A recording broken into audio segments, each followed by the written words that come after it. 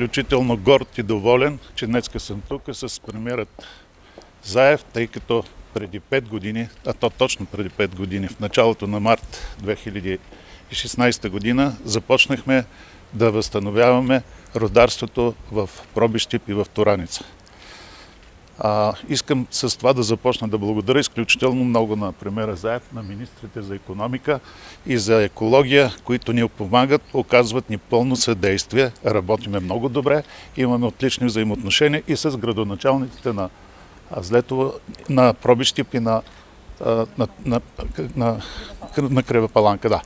Така че горд съм с това, което направихме за тези 5 години. Възстановихме изцяло рудодобива, стигнахме постижения, които никога не са стигани до сега. 2500 тона концентрат на месец. Както каза премиера, 800 работени с високи заплати, въпреки пандемията, въпреки всичко работиме добре и вървиме напред. И моето голямо желание е действително Република Северна Македония да стане член равноправен на Европейския съюз, за което България ще помогне много. И аз лично. Благодаря.